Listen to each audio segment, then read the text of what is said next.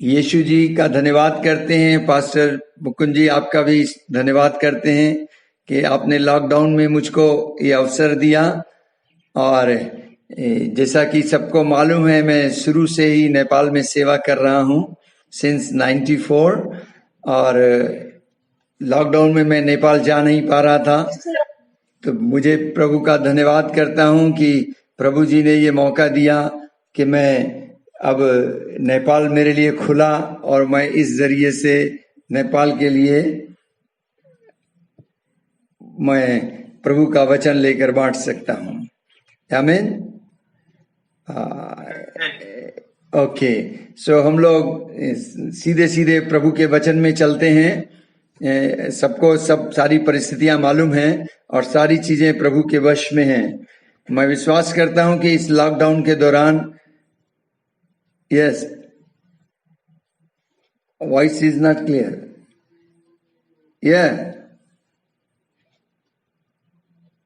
आपका आवाज नहीं आ रहा है, मेरा आवाज आ रहा है? Can you here my voice? No? Yes, it's clear, Pastor. Okay. Shall I continue? Yes, it's clear. Okay. तो लॉकडाउन के दौरान प्रभु जी का जो संदेश है, मैं विश्वास करता हूं कि सब लोग प्रभु जी के वचन के साथ, प्रभु जी की आत्मा के साथ समय बिता रहे होंगे और प्रभु जी में आपकी तरक्की हुई होगी, आपने उन्नति पाया होगा, आपका आत्मिक स्तर पहले से ऊपर उठ गया होगा। सो मैं धन्यवाद करता हूं। आइए अब हम उसका स्वागत करें, पवित्र आत्मा का, जिसने प्रभु का वचन लिखा है और बाइबल के रूप में हमारे हाथ में दिया है। हम प्रभु जी का आत्मा का स्वागत करते हैं। आओ पावन आत्मा, तेरे दाने दो योग्य हमको बना, तेरी सेवा में योग्य हमको बना, तेरी सेवा में। प्रभु पवित्र आत्मा आप बोलिए और हम लोग सुने। जितने भी लोग सुन रहे हैं प्रभु जी, हर एक के ऊपर प्रभु आप मंडलाएं। हमारे सबके बीच में प्रभु जी आपका वचन महिमा पाए, तेरी महिमा प्रकट हो, ईश्वर की महिमा प्रकट हो, पिता परमेश्वर की महिमा प्रकट हो, प्रभु यीशु जी की महिमा प्रकट हो। धन्यवाद यीशु, प्रभु यीशु जी के नाम से आमीन, आमीन, आमीन। सो मैं धन्यवाद करता हूं। जब पास्टर मुकुंद जी ने मुझे फोन किया, तो फोन पर जब मेरी बात हो रही थी तो और इन्होंने मुझे इनवाइट कर रहे थे, आप वचन बोलेंगे, तो एक तरफ ही इनसे मैं बात कर रहा था, दूसरी तरफ पवित्र आत्मा मेरे अंदर, मैं उससे बात करने लगा और मेरा बात ये थी कि प्रभु मैं क्या बोलूंगा। और जब तक मैं इनसे बात कर रहा था, बात करते करते प्रभु ने मुझे वचन दे दिया कि क्या वचन बोलना है। सो मैं उसी वचन पर आज आपसे बात करूंगा और मैं विश्वास करता हूं कि आप सबको प्रभु का वचन बात करेगा। और आज के दिन के लिए आप सबकी दिल की तमन्ना होगी कि यही वचन मुझे चाहिए था। दूसरे शब्दों में मेरी प्रार्थना ये है कि आज प्रभु का वचन आप सबसे बातचीत करे। आमीन। भजन संहिता 25 अध्याय उसके 6 और 7 पद को मैं पढ़ूंगा। Psalm 25 verse 6 and 7. It is written in English like that. Remember your mercy, O Lord, and your steadfast love, for they have been from the old. Remember not the sins of my youth, or my transgressions. According to your steadfast love, remember me. For the sake of your goodness, O Lord, remember me. और हिंदी में इस प्रकार से लिखा है, ए यहोवा अपनी दया और करुणा के कामों को स्मरण कर, क्योंकि वे अनंत काल से होते आए हैं। हे यहोवा अपनी भलाई के कारण मेरी जवानी के पापों और अपराधों को याद मत कर, अपनी करुणा ही के अनुसार तू मुझे स्मरण कर। ये 2 आयतें हैं और इन 2 आयतों में आप नोटिस करेंगे दाऊद ने जो प्रार्थना की, यहां पर रिमेंबर शब्द को 3 बार बोला है। रिमेंबर शब्द 3 बार यूज किया गया। He is using the word remember 3 times. स्मरण कर, स्मरण मत कर, स्मरण कर, याद कर, याद मत कर और फिर याद कर। तो जल्दी से हम 3 बातों को सीखेंगे। जब दाऊद ये कहता है स्मरण कर, इसका अर्थ क्या है? जब वो कहता है स्मरण मत कर, इसका अर्थ क्या है? और जब वो ये कहता है स्मरण कर, तो इसका अर्थ क्या है? So I have given the title to this message today, remember, remember not and remember. Do you know when God remembers someone, what will happen? In the book of Nehemiah, chapter 13, last chapter, last verse, at the last line, he says, remember me, O my God, for good. हे मेरे परमेश्वर, मेरे हित के लिए मुझे स्मरण कर। मैं कहना क्या चीज चाह रहा हूं, जब कभी परमेश्वर किसी को याद करता है तो परमेश्वर की भलाई को वो व्यक्ति देखता है। Whenever God remembers someone, he will see the goodness of God. परमेश्वर की भलाई उसे नजर आती है। दाऊद को ये प्रकाशन बहुत था। वो अपने भजन 23 अध्याय के 6 पद में कहता है, निश्चय भलाई और करुणा और जीवन मेरे साथ साथ रहेगी। विलाप गीत 3 अध्याय के 22 पद में लिखा है, हम मिट नहीं गए, ये उसकी महाकरुणा का फल है, क्योंकि उसकी दया अमर है। यस, उसकी दया अमर है। परमेश्वर की दया जब से परमेश्वर है, जब से बाइबल कहती है पीढ़ी दर पीढ़ी, जब से परमेश्वर है तब से उसकी दया चली आ रही है। सो विलाप गीत कहता है कि तेरी दया स्मरण है। नीति वचन 28 अध्याय के 13 पद में लिखा है, जो अपने अपराधों को मान लेता है और छोड़ देता है, उस पर परमेश्वर की दया होती है। अजीजों, परमेश्वर की दया बहुत कुछ कर सकती है। दाऊद इसको जानता है। याकूब 2 अध्याय में उसके 13वें पद में कहते हैं, दया जो होती है वो न्याय पर जयवंत होती है। जो दया करता है उसका न्याय दया से किया जाएगा। भजन 103 उसके 8, 13, 11, 17 पद में लिखा है, प्रभु दयालु है, अनुग्रहकारी है, विलंब से क्रोध करने वाला है, अति करुणामय है। जैसे पिता अपने बालकों पर दया करता है, वैसे ही प्रभु अपने डरवैयों पर दया करता है।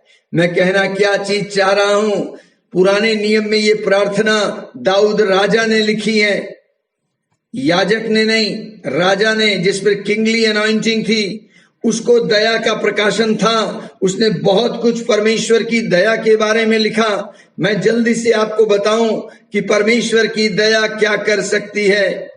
जब वो ये कहता है कि हे मेरे परमेश्वर अपनी दया और करुणा के कामों को स्मरण कर, वो तो अनंत काल से होते आए हैं, अर्थात जब से तू है तब से तेरी दया का कार्य होता चला आ रहा है। उसे तू स्मरण कर। वो याद दिलाना चाहता है, बार बार परमेश्वर को बोलता है कि जब से तू है तेरी दया चली आ रही है। यस अजीजों, तब से परमेश्वर की दया चली आ रही है। तो परमेश्वर जो दया का धनी है, परमेश्वर की दया जब से वो है तब से हो रही है। तो मैं बताऊं कि परमेश्वर की दया क्या कर सकती है। परमेश्वर की दया आपको अशुद्ध आत्मा से छुटकारा देती है, आपके बंधन से आपको आजाद करती है। बाइबल कहती है मरकुस 5 अध्याय उसके 1 पद से 20 पद तक अगर आप पढ़ेंगे तो आपको मालूम पड़ेगा, एक ऐसा व्यक्ति था जो दुष्ट आत्माओं से ग्रसित था। उसके अंदर दुष्ट आत्मा की सेना रहती थी। लोगों ने उसे समाज से बाहर रख दिया था, कब्रिस्तान में वो रहता था, रिश्तेदारों से अलग था। लेकिन जब यीशु मसीह वहां पर पहुंचे और यीशु मसीह ने उसको अंदर से दुष्ट आत्माओं से उसे आजाद कर दिया, तो जब समय आया यीशु मसीह के वापस जाने का, यीशु मसीह जब चलने लगे तो ये व्यक्ति यीशु मसीह के पीछे पीछे चलने लगा और यीशु से बोला, यीशु मसीह मुझे भी अपने पीछे आने दे, मुझे भी अपने संग ले चल। यीशु मसीह रुक गए। बाइबल कहती है 18 और 19 पद में यीशु मसीह रुककर यीशु मसीह ने कहा, नहीं, ऐसा नहीं है, तू वापस जा, तू अपने गांव में वापस जा और जाकर वहां लोगों को बता कि परमेश्वर ने कितनी बड़ी दया करी है तुझ पर। अजीजों, परमेश्वर की दया आपको आपके बंधन से मुक्त कर देती है, अशुद्ध आत्मा के प्रभाव से आपको बरी करती है। बाइबल कहती है मरकुस 10 अध्याय में 46 पद से लेकर 52 पद तक, वहां पर एक अद्भुत चंगाई चमत्कार होता है। एक जन्म का अंधा छंगा होता है जिसका नाम है बर्तिमाई। आपने उसे पढ़ा होगा। आपको मालूम, जब यीशु मसीह उस गांव में आते हैं और उसको आभास हो जाता है कि इस गांव में इसे मालूम पड़ जाता है कि यीशु मसीह आया है, और उसने सुन रखा था कि यीशु मसीह बीमारों को चंगा करता है। उसने सुन रखा था उस अंधे की गवाही जिसको यीशु ने अपने थूक को मट्टी में मिलाकर उसकी आंखों में लगाया और उससे कहा, जा कुंड में धो ले। जब उसको ये बात तो पता था, उसके अंदर एक विश्वास था। आपको मालूम, कोई उसकी मदद नहीं कर रहा था। जब कोई उसकी मदद नहीं कर रहा था तो उसने उसी जगह पर खड़े होकर चिल्लाना शुरू किया। और आपको याद आता है उसने क्या चिल्लाया? उसने कहा, हे दाऊद की संतान, मुझ पर दया कर। अजीजों, परमेश्वर की दया क्या कर सकती है, आज मैं आपको बताने जा रहा हूं। मैं जल्दी से आपको बताऊं परमेश्वर की दया क्या करती है। आपको मालूम, इस अंधे व्यक्ति की पुकार ने यीशु मसीह के कदमों को स्थिर कर दिया। बाइबल कहती है जीसस स्टूड स्टिल, और यीशु मसीह ने हुक्म दे दिया कि जाओ उस व्यक्ति को बुला कर लाओ। और वो व्यक्ति थोड़ी देर बाद यीशु मसीह के सामने खड़ा था। यीशु ने पूछा, बता तूने मुझे क्यों पुकारा है? मेरे प्रियो, मसीह के प्रिय लोगों, यीशु में विश्वास करने वालों, जब आप प्रभु यीशु मसीह को, पिता को, यीशु के पिता को, अपने स्वर्गीय पिता को आप पुकारते हैं, परमेश्वर की दया रंग लाती है। उसकी दया उसके साथ पीढ़ी से पीढ़ी चली आई है। जब इस व्यक्ति ने यीशु की दया की दोहाई लगाई कि मुझ पर दया कर, बाइबल कहती है ये जन्म का अंधा छंगा हो गया। मैं कहना ये चाहता हूं, परमेश्वर की दया छंगाई लाती है, परमेश्वर की दया चमत्कार को लेकर आती है। बाइबल कहती है भजन संहिता 62 अध्याय उसके 11वें और 12वें पद में, God has spoken once, twice I heard, power belongs to God, mercy belongs to God. हाँ जीजो, सामर्थ परमेश्वर की है और दया परमेश्वर की है। कहिए आमीन, हालेलुया। मैं बता रहा हूं कि परमेश्वर की दया क्या कर सकती है। बाइबल कहती है इफिसियों 2 अध्याय का 4 पद से 6 पद तक, परमेश्वर जो प्रेम में महान दया का धनी है, वो हमें पाप से निकाला है उसने, और हमें स्वर्गीय स्थानों में यीशु के साथ बैठा दिया है। अजीजों, परमेश्वर की दया आपको स्वर्ग धाम का वारिस बनाती है, आपको स्वर्गीय स्थानों में बैठाने का सौभाग्य देती है। इतना ही नहीं, अगर आप देखें, look at Jesus on the cross, Yeshu को देखें क्रूस पर। पिता की दया उसके बेटे को क्रूस पर ले आई। अजीजों, दया के अंदर बहुत कुछ शामिल है। दया परमेश्वर के प्रेम का एक्शन है। सुने, अगर मेरी बात को आप समझ सकते हो तो सुने। मैं कहना ये चाह रहा हूं, grace is a look of love. परमेश्वर फुल ऑफ लव है। वो जब आपको देखता है तो प्रेम के साथ, प्यार के साथ देखता है। उसके देखने का नजरिया प्यार का है। Compassion is the feeling of love, mercy is the action of love. अगर आप परमेश्वर के प्रेम को कार्य करते हुए देखना चाहते हैं तो इसी को दया कहते हैं। और ये परमेश्वर की दया, परमेश्वर का ये प्यार भरा एक्शन, यीशु मसीह को क्रूस पर ले आया और यीशु ने क्रूस पर आकर मेरे और आपके पापों का बोझ उठाया, पाप का दंड अपने ऊपर लिया, कोड़े की मार खाई, अपना लहू बहा दिया। मेरी बाइबल कहती है यशायाह की पुस्तक उसके 53वें अध्याय के 5वें पद में लिखा है, बल्कि 4 और 5वें पद में लिखा है, निश्चय उसने हमारे रोगों को सह लिया और हमारे ही दुखों को उठा लिया, तो भी हमने उसे परमेश्वर का मारा कूटा और दुर्दशा में पड़ा हुआ जाना। वो हमारे ही अपराधों के कारण घायल किया गया, हमारे ही अधर्म के कामों के कारण कुचला गया, हमारी ही शांति के लिए उस पर ताड़ना पड़ी कि उसके कोड़े खाने से हम लोग चंगे हो जाएं। यस माय डियर, बाइबल कहती है, पहला पत्रस 2 अध्याय 22 पद से लेकर 24 पद तक वहां लिखा है, ना तो उसने कोई पाप किया, ना उसके मुंह से कोई छल की बात निकली। वो गाली सुनकर गाली नहीं देता था, दुख उठाकर किसी को भी धमकी नहीं देता था और अपने आप को सच्चे न्याय के हाथ में सौंपता था। वो आप ही हमारे पापों को अपनी देह पर ले हुए क्रूस पर चढ़ गया, जिससे हम पापों के लिए मरकर धार्मिकता के लिए जीवन बताएं। मैं कहना क्या चीज चाह रहा हूं, परमेश्वर की दया उसके इकलौते प्रिय पुत्र यीशु मसीह को मेरे और आपके खातिर क्रूस पे ले गई। जिसने पाप नहीं किया था उसे पापी बना दिया गया। ओहो, यीशु मसीह मेरे और आपके पापों के लिए पापी बन गया, निष्पाप और निष्कलंक जो था, ताकि मैं और आप धार्मिकता का जीवन प्राप्त कर लें। बाइबल कहती है 2 कुरिन्थियों 5 अध्याय 21 पद में, जो पाप से अज्ञात था उसी को उसने हमारे लिए पाप ठहराया कि हम उसमें होकर परमेश्वर की धार्मिकता बन जाएं। मैं ये बातें आपसे क्यों कह रहा हूं? मैं दिखाना चाह रहा हूं कि परमेश्वर के प्रेम का एक्शन, पिता परमेश्वर ने खाली मुंह से नहीं बोला कि मैंने तुमसे प्यार किया, बल्कि उसने प्रेम का एक्शन करके दिखाया। ये प्रेम का एक्शन करना ही दया कहलाती है। अगर आज परमेश्वर का प्रेम मेरे और आपके अंदर है और हम उस प्रेम का एक्शन करते हैं तो ये दया दिखाना होता है। दाऊद इस बात को जानता था, इसलिए उसने प्रार्थना करके कहा, remember your mercy O Lord and your steadfast love, for they have been from the old. अपनी दया और करुणा के कामों को स्मरण कर। फर्स्ट थिंग क्या याद करने को कहता है? हे पिता, अपनी दया को याद कर। अजीजों, यीशु मसीह जब क्रूस पे आए, उसके मौत से मैंने और आपने जीवन प्राप्त किया और पिता परमेश्वर के साथ मेरा और आपका रिकंसिलिएशन हो गया, मेल मिलाप हो गया। आज मैं प्रभु में, प्रभु मुझ में है और कलीसिया नवजीवन को प्राप्त करने करी। दूसरी बात जो दाऊद कहना चाहता है, और वो कहता है कि हे यहोवा, अपनी भलाई के कारण मेरे जवानी और के पापों और अपराधों को स्मरण मत कर। अजीजों, आज मेरे और आप में से हर एक की ये प्रार्थना होगी। क्या प्रार्थना? कि मेरा परमेश्वर हम मेरे और आपके पापों को, मेरे और आपके अपराधों को स्मरण ना करे। हम में से हर एक व्यक्ति जो आज ये सुन रहा है, अंदर से उसकी प्रार्थना ये है।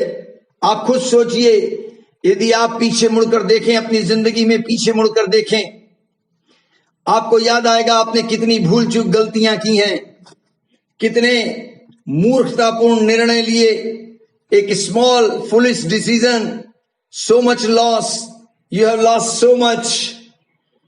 हमारी एक मूर्खतापूर्ण निर्णय से हमने बहुत हानि उठाई, बहुत गलतियां की, और आज कोई नहीं चाहता कि हम अपने पुराने जीवन को हम याद करें। हम सब ने पाप किया, परमेश्वर की महिमा से हम रहित हुए। दाऊद कहता है कि मेरे पापों को याद मत कर, मेरे जवानी के पापों को स्मरण मत कर। बाइबल कहती है यशायाह 55 अध्याय उसके 6 और 7वें पद में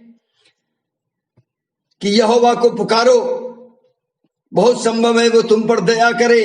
दुष्ट अपनी चाल चलन, अनर्थकारी अपनी सोच विचार छोड़कर यहोवा की ओर फिरें, वो उस पर दया करेगा। यशायाह इस बात को जानता था। दाऊद अपने भजन संहिता 32 अध्याय के 5 पद में कहते हैं, जब मैंने अपना पाप तुझ पर प्रकट कर दिया और अपना अपराध नहीं छिपाया, और मैंने कहा हे यहोवा के सामने मैं अपने अपराधों को मान लूंगा, तब तूने मेरे अधर्म व पाप को क्षमा कर दिया। लुक हियर, हम में से हर एक जन ये प्रार्थना करना चाहेगा कि परमेश्वर की दया मुझ पर हो, मेरे अपराधों और पापों को वो याद ना करे। अपनी दया को तो वो याद करे, लेकिन मेरे पापों को, मेरे अपराधों को, मेरे जवानी के अपराधों को याद ना करे। यहां बैठे हुए सुनने वाले हर एक व्यक्ति ये चाहेगा। मेरी और आपकी ये प्रार्थना होगी आज। बाइबल कहती है 2 क्रॉनिकल, दूसरा इतिहास 7 अध्याय के 14 पद में, यदि मेरी प्रजा के लोग जो मेरे कहलाते हैं दीन होकर प्रार्थना करें, मेरे दर्शन के खोजी होकर अपनी बुरी चाल से फिरें, तो मैं स्वर्ग से उनकी सुनकर उनके पाप को क्षमा कर दूंगा। मैं कहना ये चाह रहा हूं, हम जितने भी मसीह में आए हैं, जितनों का नया जन्म हुआ है, सब ने अपराध किया था और सब यीशु के लहू से धुले, सब पर पवित्र आत्मा की छाप लगी, सबने बयाने में आत्मा को प्राप्त किया, और तब हम लोग मसीह की देह में शामिल हुए, उसकी प्रजा के लोग बन गए। बाइबल कहती है 2 कुरिन्थियों 6 अध्याय और उसके 17 और 18 पद को अगर आप पढ़ेंगे, 2 कुरिन्थी 6 अध्याय और उसका 17 और 18 पद में प्रभु का वचन कहता है कि तुम अपने आप को उनसे अलग करो। प्रभु का वचन अगर आप 14-15 से पढ़ेंगे तो पता चलेगा ज्योति का अंधकार से क्या रिश्ता, मूर्ति का मंदिर से क्या लगाव, धार्मिकता और अधर्म का क्या मेल जोल। हम सब तो जीवते परमेश्वर के मंदिर हैं। जैसा परमेश्वर ने कहा मैं उनमें बसूंगा, उनमें चला फिरूंगा और मैं उनका परमेश्वर हूंगा, वे मेरे लोग होंगे। इसलिए प्रभु कहते हैं उनके बीच में से निकलो और अलग रहो, अशुद्ध वस्तु को मत छुओ, मैं तुम्हें ग्रहण करूंगा, मैं तुम्हारा पिता होऊंगा, तुम मेरे बेटे और बेटियां होंगे। सो दाऊद कहता है कि बहुत सीरियस हो जाता है कि वो कहता है अपनी दया को तो स्मरण कर, लेकिन मेरे पापों को, मेरे अपराधों को स्मरण मत कर। तीसरी बात, जब वो ये कहता है कि तीसरी बात कहता है 7वें पद में, हे यहोवा अपनी भलाई के कारण मेरी जवानी अपराधों को स्मरण न कर, अपनी करुणा ही के अनुसार तू मुझे स्मरण कर। सी, दाऊद को प्रकाशन था। दाऊद कहता है अपनी दया को स्मरण कर, मेरे पापों अपराधों को स्मरण मत कर, लेकिन मुझे स्मरण कर। क्या आज आपकी ये प्रार्थना होनी चाहिए? क्या आज आप ये प्रार्थना करना चाहेंगे? क्या आपका दिल चाहता है ये प्रार्थना करने का? छोटी सी प्रार्थना 2 शब्दों की, हे प्रभु मुझे स्मरण कर, ओ लॉर्ड रिमेंबर मी। आज मैं इस पर आपको प्रकाशन देना चाहता हूं। दाऊद को इसको प्रकाशन था। आपको मालूम नहीं, जब परमेश्वर किसी को स्मरण करता है तो क्या होता है?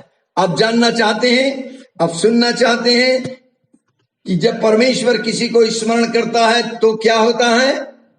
सुनिए फिर। हन्ना का नाम आपने सुना होगा। 1 शमूएल 2 अध्याय 21 पद में, 1 शमूएल 1 अध्याय के 11 पद में हन्ना प्रार्थना करके कहती है मेरी सुधि ले। और बाइबल कहती है 1 शमूएल 2 अध्याय के 21 पद में परमेश्वर ने हन्ना की सुधि ली। और जब उसकी सुधि ली तो बाइबल कहती है उस बांझ स्त्री के 3 बेटे और 2 बेटियां हो गईं। सो परमेश्वर जब किसी को याद करता है तो उसकी पेंडिंग प्रेयर का आंसर आता है, रुकी हुई प्रार्थना का उत्तर आता है, आश्चर्य क्रम उसकी जिंदगी में होता है। जो बातें मनुष्यों के लिए असंभव हैं वो परमेश्वर के लिए संभव उसकी जीवन में होती हुई दिखती हैं। आपको याद आता है परमेश्वर ने इब्राहिम के साथ जो वाचा बांधी थी उसको याद किया। जब उसने उसे याद किया तो उसने इजरायलियों को मिस्र की गुलामी से आजाद कर दिया।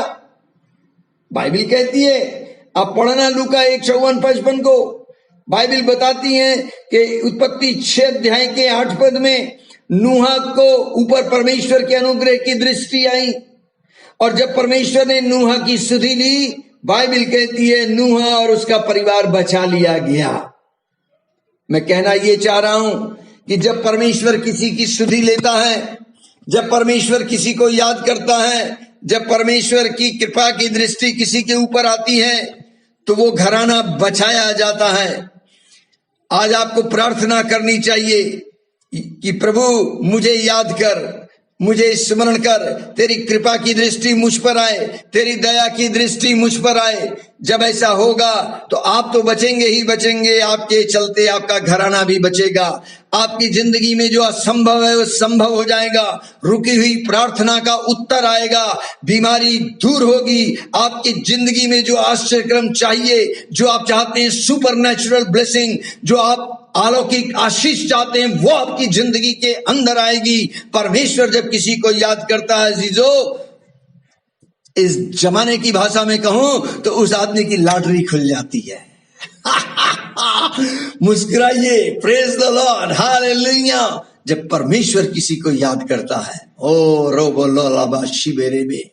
मैं थोड़ी देर के लिए आपको गुलगुदा की पहाड़ी पर ले चलता हूं। लूका 23 अध्याय उसके 42-43 पद का जिक्र करना चाहूंगा इस वक्त में। आप देखिए, गुलगुदा की पहाड़ी पर एक बड़ा सा क्रूस लगा था जिस पर यीशु मसीह लटके हुए थे। उसके बाएं दाएं 2 और क्रूस लटके थे जिस पर एक डाकू था और एक चोर था। बाइबल कहती है कि जो चोर डाकू था वो यीशु मसीह को पहचान जाता है। वो जान जाता है कि यीशु मसीह कौन है। वो जान जाता है कि यीशु मसीह, वो जो यीशु क्रूस पर लटका है, वो साधारण व्यक्ति नहीं है। उसका राज्य यहाँ का नहीं है। वो निष्पाप निष्कलंक है। हम तो अपने किए की सजा पा रहे हैं, लेकिन ये जो क्रूस पर लटका है, इसने कोई पाप नहीं किया है। ये निष्कलंक है, निष्पाप है। इसके साथ जाति हो रही है। ये व्यक्ति साधारण व्यक्ति नहीं है। ये यहाँ का नहीं है। इसका राज्य यहाँ का नहीं है। जब इसको ये प्रकाशन हो गया, तब इसने प्रार्थना करके कहा, सेम प्रेयर की जो हन्ना ने की, सेम प्रेयर की जो दाऊद ने प्रार्थना की, सेम प्रेयर जो नूहा ने की, सेम प्रेयर जो आज मैं और आप करना चाहते हैं। इसने एक ही प्रार्थना की और इसने कहा, प्रभु यीशु, जब तू अपने राज्य में आए, मेरी सुधि लेना। इसका मतलब क्या हुआ? इसका मतलब वो ये कह रहा है, लॉर्ड रिमेम्बर मी, मुझे याद कर, मुझे याद करना, मुझे याद रखना जब तू अपने राज्य में आए। ये व्यक्ति जान गया था कि इसका राज्य यहाँ का नहीं है, इसका राज्य ऊपर का है, स्वर्ग का राज्य है। इसने कहा, जब तू अपने राज्य में आए, इसका अर्थ है ये जान गया था कि यीशु मसीह जो क्रूस पे लटका है, मरने जा रहा है, ये मरकर जी उठेगा। और अजीजों, ऐसा ही हुआ। यीशु मसीह जी उठे। यीशु मसीह जब क्रूस पे थे, उनके हाथ और पैरों में कीलें ठोकी हुई थी, सर पे कांटे का ताज था, सीने पे भाला मारा गया था, 39 कोड़े की मार उन्होंने खाई थी, सारा शरीर उनका लहूलुहान था, सब तरफ से खून खून बह रहा था, वो असहाय था और क्रूस पर लटका हुआ था। उसकी जीभ तालू से चिपकी हुई थी और एक उसके संग में चोर दुहाई लगा रहा है, जिसने पूरी जिंदगी गुनाह किया, कुकर्म किया, आखिरी टाइम पर मरने जा रहा है, आखिरी सांस ले रहा है, मृत्यु सैया पर है, और वो पुकार लगा रहा है कि मेरी सुधि लेना, मुझे याद रखना, लॉर्ड मुझे याद रखना। आज मेरी और आपकी ये प्रार्थना है। हमारे हालात जब बिगड़ जाते हैं, जब हम मुसीबत में फंस जाते हैं, जब हमें कोई रास्ता नहीं दिखता, सारे हमारे इन्फ्लुएंस बेकार हो जाते हैं, सारे कॉन्टेक्स्ट फेल हो जाते हैं, कहीं से कोई उम्मीद नहीं रखती, अजीजों, ये प्रार्थना काम करेगी। मैं आपको बता रहा हूं, जीवन के आखिरी सांस तक ये प्रार्थना आपको काम आएगी। प्रतिदिन ये प्रार्थना करें और कहें, प्रभु मेरी सुधि ले, प्रभु मुझे याद कर। अजीजों, जब कोई किसी को याद करता है तो जिम्मेदारी याद करने वाले की होती है, वो उसके हित के लिए ही उसे याद करता है। बाइबल कहती है यहोवा ने तुम्हें सिय्योन से स्मरण किया है। क्या छोटे क्या बड़े क्या सेवक, सबको यहोवा ने सिय्योन से तुम्हें स्मरण किया है और तुम्हें सिय्योन से आशीष देता है। जब प्रभु किसी को याद करता है तो उसको वो आशीष देता है।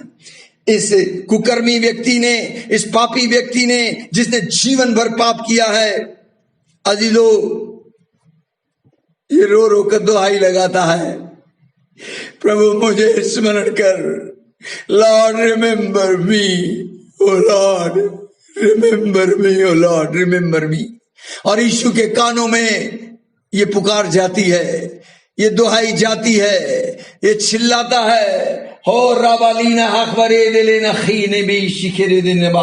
बाइबल कहती है संकट के दिन मुझे पुकार, मैं तुझे छुड़ाऊंगा और तू मेरी महिमा करने पाएगा। यह सजी जो प्रार्थना में लिखा है, बाइबल कहती है तू मुझे पुकार। इस व्यक्ति ने, चोर ने पुकार लगाई, इस पापी व्यक्ति ने पुकार लगाई, और लंबी चौड़ी पुकार नहीं, सिर्फ एक लाइन की पुकार, मुझे स्मरण कर। और यीशु मसीह क्रूस पे लटके हुए असहाय, मुझे मालूम नहीं कैसे यीशु ने जुबान खोली, उसकी जुबान तालू से चिपकी हुई थी। बाइबल कहती है वो प्यासा था, वो नंगे पैर चलता हुआ क्रूस लेकर आया था, उसको शारीरिक यातना दी गई थी, मानसिक यातना वो सह रहा था, आत्मिक यातना वो सह रहा था, पिता से उसका रिश्ता टूट चुका था, वो असहाय पहले आदम की समानता में खड़ा था, लटका हुआ था, पवित्र आत्मा उसे छोड़कर जा चुका था। और ऐसे में यीशु मसीह ने अपनी सारी ताकत इकट्ठी की और अपनी निगाहें कोशिश की उस चोर की ओर देखने के लिए, और उसने अपनी सारी ताकत लगाकर कहा, आज ही मैं तुझसे वायदा करता हूं कि तू मेरे साथ स्वर्ग लोक में होगा।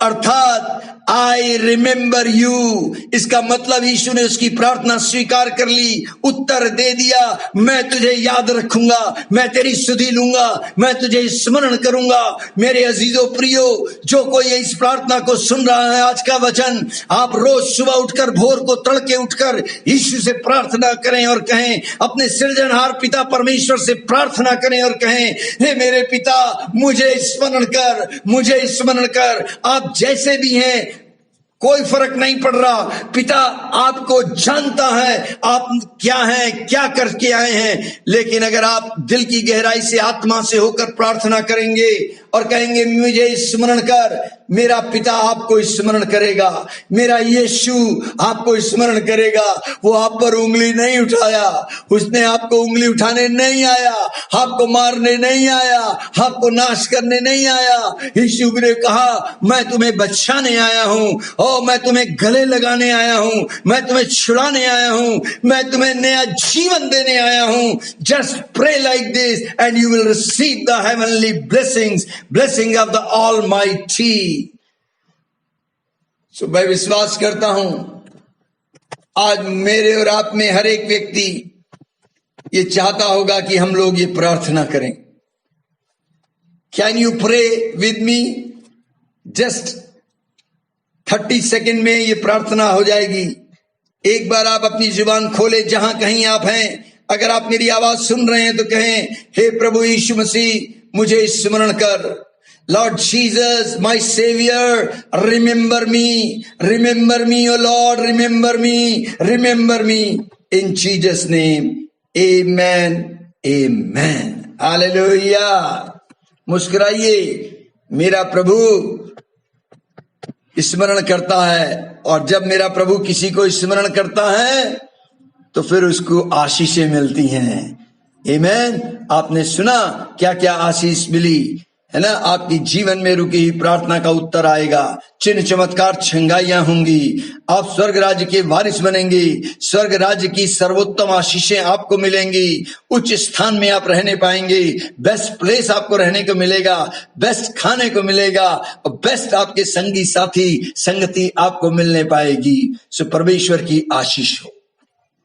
अब एक अंतिम बात और कह के मैं समाप्त कर दूंगा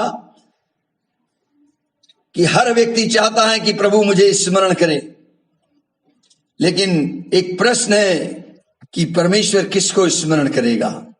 Whom God will remember, or what should I do so that God remember me? मैं क्या करूं कि प्रभु मुझे स्मरण करें? आप चाहते हैं प्रभु आपको स्मरण करें तो क्या करें? मैं चाहता हूं कि एक वचन मैं आपके साथ शेयर करूं और ये मेरे संदेश का अंतिम वचन होगा और इसका प्रकाशन जरूर लें। यशाया की पुस्तक उसके 66 अध्याय उसके पहले और दूसरे पद में लिखा हुआ है इस प्रकार से, यहोवा यूं कहता है, आकाश मेरा सिंहासन, पृथ्वी मेरे चरणों की चौकी है, तुम मेरे लिए कैसा भवन बनाओगे? मेरे विश्राम का कौन सा स्थान होगा? यहोवा की ये वाणी है। ये सब वस्तुएं तो मेरी हैं, मेरी हाथ की बनाई हुई हैं, इसलिए ये सब मेरी हैं। परंतु न, ध्यान से सुनिए अब क्या कहता है, परंतु मैं उसी की ओर दृष्टि करूंगा जो दीन और खेदित मन का हो और मेरा वचन सुनकर थरथराता हो। हालेलुया, सुन रहे हैं आप? परमेश्वर कहते हैं यशाया भविष्यवक्ता के द्वारा, मैं उसकी ओर दृष्टि करूंगा। इसका मतलब मैं उसकी ओर अपनी कृपा की निगाहें लगाऊंगा। I will look to them, I will look to a person, I will put my eyes on the person who will be humble and who will broken hearted and who will fear my word. मैं तीनों बातों पे आऊंगा। प्रभु का वचन कहता है कि परमेश्वर कहते हैं मैं उसे याद करूंगा, मैं उसकी सुधि लूंगा, मैं उस पर कृपा दृष्टि लगाऊंगा, मेरी निगाहें उस व्यक्ति पर आएंगी जो दीन मन का होगा। What do you mean by दीन? जब वो कहता है हम्बल होगा, हम्बल का मतलब क्या है? Humble means the person totally dependent on God. जब आप टोटल भरोसा रखते हैं परमेश्वर के ऊपर, मनुष्यों पे नहीं, परमेश्वर पर, संस्थाओं में नहीं, परमेश्वर पर, अपने सृजनहार परमेश्वर को, जिसने आपको मुक्ति दी है, जो आपके लिए मारा गया, गाड़ा गया, तीसरे दिन जी उठा है, जिसने अपने जीवन का आत्मा मुझे और आपको दिया है। जब आपका भरोसा उस पर होता है टोटल, तब वो उस व्यक्ति को स्मरण करता है। जब आदमी खेदित मन का होता है, खेदित मन का मतलब when there is no pride, आप में जब घमंड नहीं होता, सेल्फ रिलायंस से आप फ्री होते हैं, ईगो प्रॉब्लम नहीं है। आई, जब आपने अपने आई को मार लिया है, अपने मैं को मार दिया है, हमेशा अपने ही फायदे की बात नहीं सोचनी है, अब हमें दूसरे के फायदे की सोचनी है। हम बच गए हैं, दूसरे को बचाना है। Means broken hearted, broken person for to win the soul, broken person for overcome on the sin. जब आप अपने पापों के लिए खेदित हैं, जब आप परमेश्वर की आत्मा को जीतने के लिए खेदित हैं। और तीसरी चीज, when you respect the word of God, जब आप वचन को सुनकर थरथराते हैं, कांपते हैं, का मतलब क्या हुआ? इसका अर्थ यह है कि you have a great respect to the word of God. आप नोटिस करें, हिंदी में और इंग्लिश में यहां पर यूज किया गया है वर्ड ऑफ गॉड पुराने नियम में, जबकि मूसा की व्यवस्था, जबकि नियम कानून, जबकि आज्ञाएं, ये शब्द का इस्तेमाल किया गया। लेकिन यहां पर वर्ड यूज किया गया कि जब तुम मेरा वचन सुनकर थरथराओगे, word of God. Do you know the meaning of the word of God? Word of God New Testament में रेवलेशन लाता है, और न्यू टेस्टमेंट के अनुसार word of God is the son of God. परमेश्वर का वचन परमेश्वर का पुत्र है, परमेश्वर का वचन परमेश्वर है। आदि में वचन था, वचन परमेश्वर के साथ था और वचन परमेश्वर था। Word of God and Jesus is the same. Word of God is the very breath of the God. आप परमेश्वर को, यीशु को उसके वचन से अलग नहीं कर सकते। अगर आप ये कहते हैं I love you Jesus, it means you are saying I love your word. ऐसा नहीं हो सकता कि आप परमेश्वर यीशु को प्यार करें और यीशु के वचन को प्यार ना करें। अगर आप यीशु के वचन को प्यार करते हैं, इसका मतलब आप उसका कहना मानते हैं। जो उसका कहना मानता है वही यीशु से प्यार करता है। यूहन्ना 14 अध्याय के 15 पद में यीशु ने कहा, यदि तुम मेरी बातें नहीं मानते तो इसका मतलब तुम मुझसे प्यार नहीं करते हो। मैं कहना ये चाह रहा हूं, वचन सुनकर जब आप थरथराते और कांपते हैं, it means you have a deep respect. परमेश्वर का वचन ही सत्य है, यूहन्ना 17:17 के अनुसार। सो परमेश्वर का वचन सत्य है, मतलब यीशु मसीह सत्य है। तो अगर आप परमेश्वर के वचन का रिस्पेक्ट करते हैं, मीन्स आप विलिंगली ओबीडियंसी में आते हैं। आप वचन का आदर करते हैं, किसी के कहने से नहीं, वरन खुद ब खुद। जैसा कि यशायाह ने पहले ही अध्याय में कहा था, अगर आपको याद आता हो, यशायाह 1 अध्याय उसके 18-19 पद में, आओ हम आपस में वाद विवाद करें, चाहे तुम्हारे पाप लाल रंग के हों हिम के समान उजले हो जाएंगे, चाहे अर्गवानी रंग के हों तो भी ऊन के समान श्वेत हो जाएंगे। यदि तुम आज्ञाकारी होकर मेरी मानो, यदि तुम मेरी मानो, ये नहीं कह रहा, वो कह रहा है यदि तुम आज्ञाकारी होकर मेरी मानो। विलिंगली ओबे, विलिंगली ओबे कब करता है? जब आदमी किसी से डरता है। यदि आप परमेश्वर का भय मानेंगे तो आप परमेश्वर का कहना मानेंगे, या यदि आप परमेश्वर से प्यार करते हैं दिलो जान से तो आप कहना मानेंगे। तो जिस व्यक्ति से आप प्यार करते हैं, आप आउट ऑफ वे जाकर भी उसका कहना मानते हैं। जिन्होंने प्यार किया है उन्हें मालूम है मैं क्या कह रहा हूं।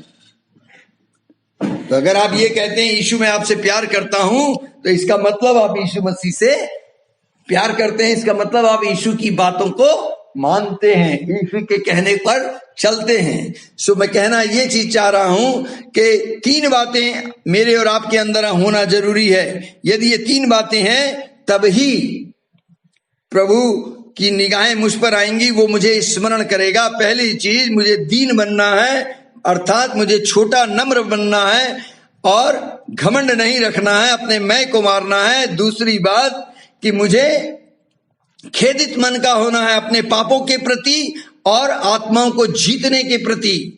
और तीसरी बात कि परमेश्वर के वचन को मैंने अपने जीवन में महत्व देना है, हर हाल में परमेश्वर के वचन को पकड़े रहना है, परमेश्वर के वचन पर कहना मानते हुए चलना है। आपको मालूम, जब यीशु मसीह की मां मरियम, जब पिता को यीशु को धरती पर उतारना था तो उसे एक कुंवारी कन्या की जरूरत पड़ी, तो उसने उसके अंदर यही 2 खूबियां देखी। लूका 1 अध्याय 48 पद और 52 पद को पढ़ें, आपको मालूम पड़ेगा कि परमेश्वर की निगाह कैसी स्त्री पर थी। परमेश्वर की निगाह ऐसी स्त्री पर थी जो दीन हो और जो नम्र हो, ताकि वो परमेश्वर के वचन को माने, डिट्टो करे। Yes sir, yes sir, yes को यस, नो को नो। वो कहती है, उसने अपनी दासी की दीनता पर दृष्टि की। शी इज हम्बल और शी इज ब्रोकन। और वो कहती है उसका नाम पवित्र है। उसने बलवानों को उनके सिंहासन से गिरा दिया और दीनों को ऊंचा किया। जो अपने आप को हम्बल करता है उसे ऊंचा किया जाता है। 1 शमूएल 1 अध्याय और उसके 11 पद को मैंने कहा था कि हन्ना ने प्रार्थना की थी। 1 शमूएल 1 अध्याय और उसके 11 पद को, और 2 अध्याय के 21 पद में उसका आंसर आया था। आमीन। वहां पर लिखा है, वह मन में व्याकुल होकर यहोवा से प्रार्थना करने और बिलख बिलख कर रोने लगी। मन में प्रार्थना कर रही है, बिलख बिलख कर, ब्रोकन हार्टेड। और उसने मन्नत मानी, है सेनाओं के यहोवा, यदि तू अपनी दासी के दुख पर सचमुच दृष्टि करे, अर्थात मेरी सुधि ले, मेरी ओर देखे, मेरी प्रार्थना सुने, मेरी सुधि ले, अपनी दासी को भूल ना जाए, अर्थात अपनी दासी को याद करे तो, और अपनी दासी के पुत्र दे, तो मैं उस पुत्र को जीवन भर तेरे लिए अर्पण कर दूंगी। सी सेम प्रेयर उसने की और उसकी जिंदगी में चमत्कार हुआ। पहला पत्रस 5:6 में लिखा है कि तुम अपने आप को दीन कर लो और परमेश्वर के बलवंत हाथों के नीचे बड़ी दीनता से आ जाओ। यीशु मसीह को देखिए, फिलिपियों 2:8 में मसीह परमेश्वर के स्वरूप में होकर भी मनुष्य के रूप में प्रकट हुए और अपने आप को दीन किया, और बाइबल कहती है कि अंतिम सांस तक, क्रूस की मौत तक भी वो आज्ञाकारी बना रहा। नतीजा, परमेश्वर ने उसे नया नाम दिया, तीनों लोकों में वो नाम महान किया गया। उसी के नाम से पापों की क्षमा अवेलेबल है, उसी के नाम से मुक्ति मिलती है। हर घुटना उस नाम के आगे झुकेगा, हर जुबान उसे अंगीकार करेगी, स्वर्ग लोक की, पृथ्वी लोक की, नरक लोक की। Why? Because he humbled himself and because he was the obedient. उसने अपने को दीन किया और आज्ञाकारी रहा और परमेश्वर के वचन को पकड़े रहा, थरथराता रहा, कांपता रहा, मतलब परमेश्वर के वचन का आदर मान सम्मान किया। आपको याद है यीशु मसीह ने खुद कहा लूका 11:28 में, धन्य वे हैं जो मेरे वचन को सुनते हैं और मानते हैं। अगर मैं और आप प्रभु जी के वचन को सुने, उसको माने, उस वचन का आदर सत्कार करें, उसको फॉलो करें, उसको ऊंचा उठाएं, उसकी महिमा प्रकट करें, सर्वोच्च स्थान दें, तो यहोवा की दृष्टि मुझ पर और आप पर आएगी। यीशु मेरी और आपकी सुधि लेंगे, वरना क्या होगा सुनिए। अगर आपके ऊपर राज की अभिषेक क्यों ना हो, याजकी अभिषेक क्यों ना हो, आपने वचन को आदर सत्कार नहीं दिया, उसका वचन को नहीं माना, तो परमेश्वर की ओर से आप पर आशीष नहीं आएगी। इजराइल पे जो पहला राजा चुना गया था सैमसन, शाऊल, पहला सैमुएल 15:11-22, वहां पर क्या लिखा है कि जो शाऊल था उसने आज्ञा को तोड़ दिया, आज्ञा को नहीं माना। सैमुएल नबी ने आकर क्या कहा कि तूने यहोवा की दृष्टि में गलत काम कर दिया है। ओ, यहोवा तुझे बनाकर पछताता है। क्या कहा उसने? यहोवा बनाकर तुझे राजा बनाकर पछताता है। माय गुडनेस, साउल को राजा बनाकर मैं पछताता हूं, ऐसा तो नहीं कि परमेश्वर पिता का आज्ञा का आप उल्लंघन करते हो, यीशु की बात ना मानते हो और यीशु मन में पछता रहे हो कि अरे मैंने इसे बेकार नया जीवन दिया, बगैर इसे बेकार ही मैंने इसे परमेश्वर की संतान होने का हक दिया।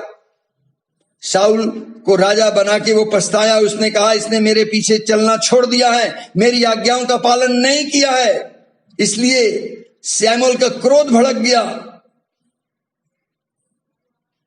बाइबल इसलिए कहती है 22वें पद में, ओबीडियंसी इज बेटर देन सैक्रिफाइस। आपके बलिदान से आज्ञा का पालन करना ज्यादा उत्तम है। सो अंत की बात यह है कि परमेश्वर की दया की बहुतायत के अनुसार वो प्रभु मुझे मेरी ओर ध्यान दे। परमेश्वर जो दया का धनी है, हमारी प्रार्थना है कि प्रभु हमारी ओर ध्यान दें। और प्रभु ने हम लोगों को स्मरण किया है।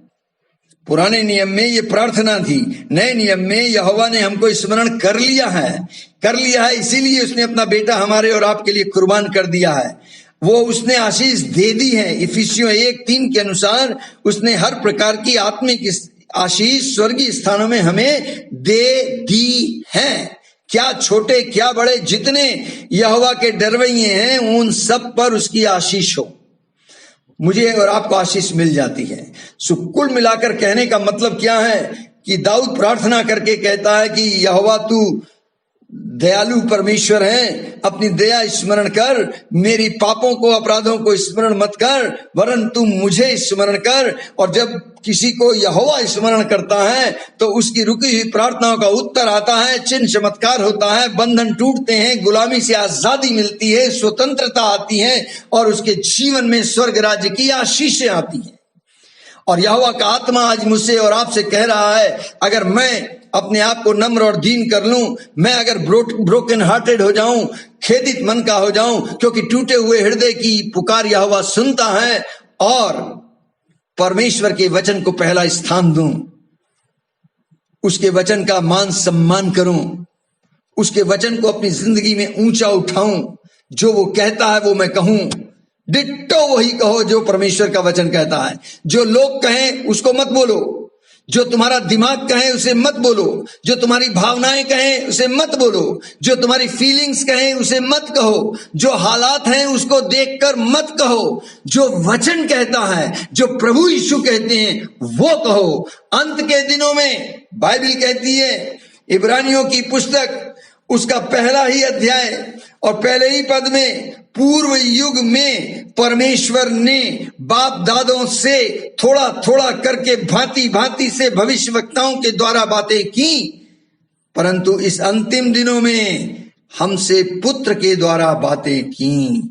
पुत्र के द्वारा जो बात है उसे परमेश्वर का वचन कहा गया।